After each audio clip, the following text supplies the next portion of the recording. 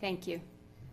And I want to thank the International Peace Institute, Concordia, and the SDG Fund for the opportunity to be here on behalf of Convergence. A brief introduction as to what Convergence actually is. Is the microphone working? I think it's working. Okay, I'll speak right into it. There we go. So Convergence is an independent institution. We're based in Ontario, Canada, and we were founded with support from the Canadian government, from Citi Foundation, and Ford Foundation. And our mandate is to help investors do blended finance. Quite simple, it's just the smart application or the careful application of donor finance or philanthropic resources to adjust the risk-return profile of a transaction to the point where a private sector party or more will step forward and do the deal, essentially.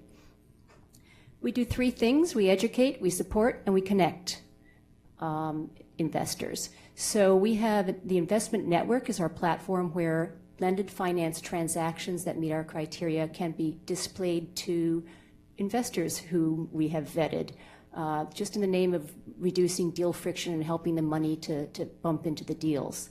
The second thing we do is design funding. It's a grant window where early stage concepts in blended finance can be supported to the point where they get through proof of concept stage or get to market. The third thing we do is our market building tools, which is essentially trying to promote knowledge about who's doing blended finance transactions, where are they happening, what do they look like, what sectors do they cover, and are they working or not? Because there's not a lot of evidence in this field yet, so we're trying to build that evidence base. So that's what we're up to. And as our name suggests, Convergence, there is a growing alignment between the actors in blended finance. There's a growing alignment between what the public institutions are trying to do with the SDGs and what nations are trying to do, and what the private sector is trying to do as well. So I think we've all, recognized that. Still, when I was contacted by Masuma and Stefania about contributing some thoughts to their report, they said that they needed a bit of help telling the story about how business interacts with the peace process. And I was actually, to be honest, a bit surprised. I mean, everybody knows that peace is good for business. It lowers the cost of capital. It allows you to invest in long assets. You don't invest in a 30-year toll road if you think you're going to have a war next year. This is all pretty obvious. But I also thought it was obvious that business is good for peace. And apparently it's not actually that obvious to all parties. So hence the report, and I'm really glad to see it out. I think we're long past everybody thinking of business as some kind of rapacious race to the bottom, and we've all started to realize that economic growth is a prerequisite for peace. And economic growth comes from business, it comes from companies, it comes from investment. That's where it comes from. So to me, the link is obvious, and I thank you for putting out the report and pointing that out. One of the things we're doing, and Paloma talked about the private sector not being monolithic. One of the things we're doing right now on behalf of the blended finance part of the Business Development and Sustainability Commission is that we're putting out a report that we're researching right now, trying to break down what the private sector is and what its risk appetite is and what kind of transactions it's likely to be willing to enter into if you introduce blending, because it's not monolithic. And one way to think about it is concentric circles. So the inside of the innermost circle would be local companies, right? So if you think about SMEs and local companies in, say, Bangladesh, they look at this as their home market. They're quite ready to engage. The next circle around them are the foreign investors, the multinationals, the strategics.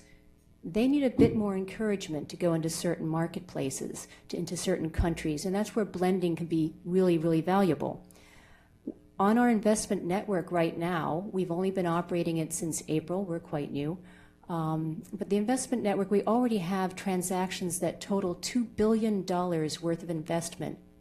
And these aren't just pie-in-the-sky ventures, these are transactions that came to us with money on the table, about $1 billion of committed investors are seeking another $1 billion or so of investment to get blended finance transactions done.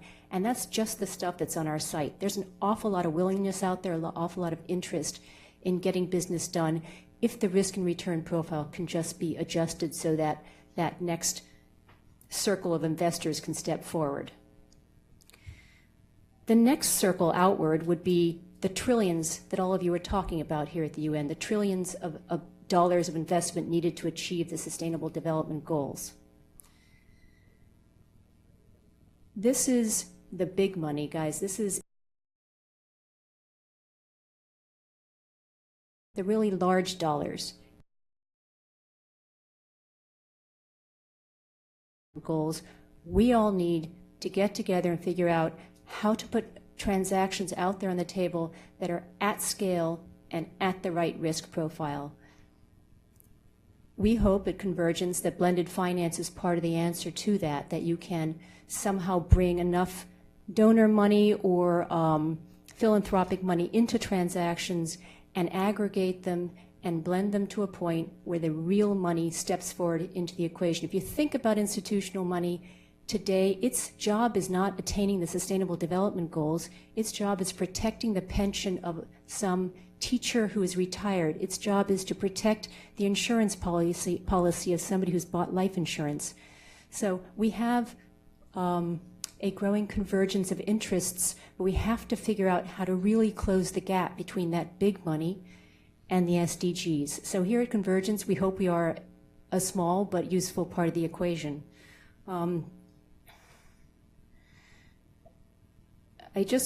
started off by saying I was surprised that anybody doesn't understand that business is good for peace. So I just want to repeat it for the record. Peace is really good for business, but business is really, really good for peace. Thank you.